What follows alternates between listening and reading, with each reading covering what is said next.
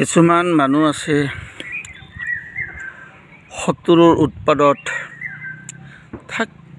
থাকিব নোৱাৰা হয়। বেয়া পৰিস্থিতি হৈ যায়, মানুহ এনে হৈ যায়, কি কৰিম কি নকৰিম, মানুহৰ হাহাকাৰ পৰিস্থিতি হয়। কাৰণ ধন নাই, বল নাই, জনবল নাই, বাহুবল নাই।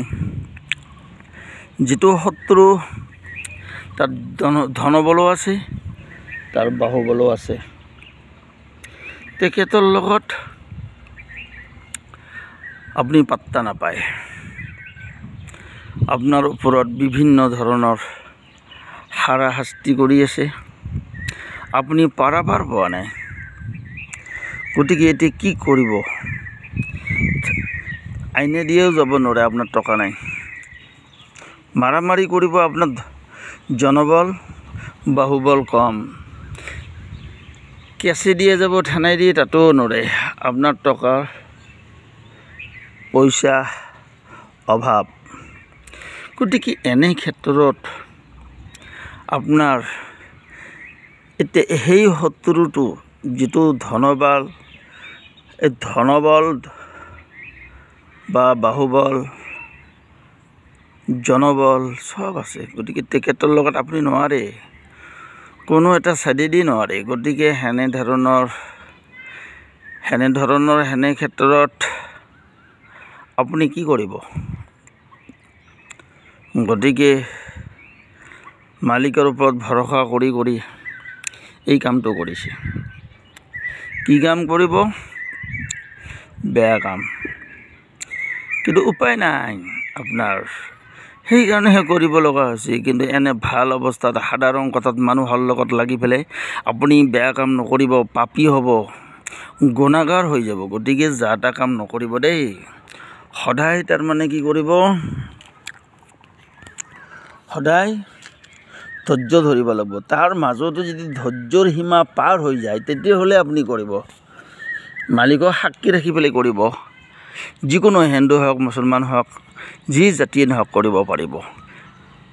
মালিকৰ ওপৰত, আল্লাহৰ ওপৰত পূৰা বিশ্বাস ৰাখি, ভগৱানৰ ওপৰত পূৰা বিশ্বাস ৰাখি কামটো কৰিব।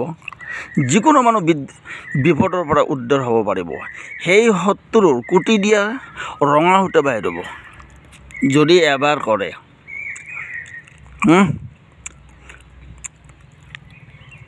সূৰা ৰহমানত আছে, কুল্লু মান আলাইহা ফানি ওয়া ইয়াবকা ওয়াজহু ৰাব্বিকা যুল জালালি ওয়াল ইকৰাম। এই আয়াতটো আকৌ পঢ়ি আছোঁ, কুল্লু মান আলাইহা ফানি ওয়া ইয়াবকা ওয়াজহু রাব্বিকা যুল জালালি ওয়াল ইকৰাম। মাটি চাপৰা, অৰ্থাৎ সৰু সৰু টুকুৰা 12টা ল'ব। এটা টুকুৰাত এই এচেমটো এবাৰ পৰিব, এটা ফুক মাৰিব, 12 বাৰ পৰিব, 12টা ফুক মাৰিব, 12 বাৰ শত্ৰুৰ নাম ল'ব। মতা হ'লে বাপাকৰ নাম, মাইকী হ'লে মাকৰ নাম ল'ব। এটা মাটিৰ ঢিলাত আপুনি কিমান বাৰ পৰিব? সেই মাটি চাপৰা এটা চাপৰাত, এটা মাটিৰ টুকুৰাত 12 বাৰ পৰিব। 12 বাৰে নাম ল'ব। মতা হ'লে বাপকৰ নাম, মাইকী হ'লে মাকৰ নাম ল'ব। এবাৰ পৰি এটা ফুক, আৰু এবাৰ পৰি আৰু এটা ফুক, আৰু এবাৰ পৰি আৰু এটা ফুক। ঠিক এনেধৰণৰ 12 বাৰ পৰি এটা টুকুৰাত 12টা ফুক মাৰিব। তেতিয়াহ'লে মাটিৰ টুকুৰা কেইটা? 12টা। এই 12টাতে একেই নিয়মতে পৰিব। তাৰপিছত এইটো কি কৰিব? কোনটো বাৰত? শনিবাৰ বা মংগলবাৰ, ঠিক ৰাতি 1:30-2টা বজাত কৰিব। উজু কৰিব, পাক পবিত্ৰ অৱস্থাত এটা ঠাইত বহিব।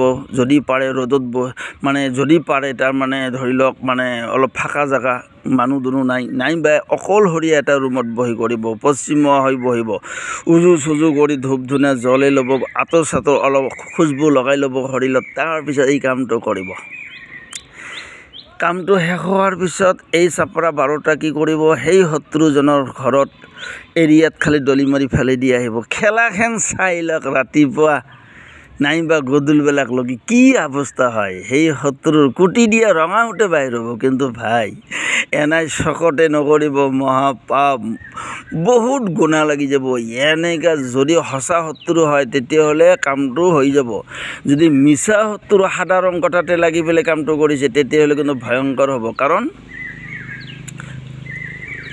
সাধাৰণ কথাত নকৰিব কাৰোবাৰ লগত লাগি আহি পেলাই এইটো কাম নহ'লে বহুত পাপ লাগিব বহুত গুণা লাগিব নহ'লে নিজৰ গাত লাগি যাব এইটো বৰ ৰিক্সি কাম হয় বহুত ৰিক্সি কাম আনৰ ক্ষতি কৰিব যাওঁতে নিজৰ ক্ষতি হোৱাটো খাট্টাং ইয়াত ৰাখিব গতিকে আজি এইখিনিতে সমাপ্ত আপোনালোকে নিশ্চয় বুজি পাইছে।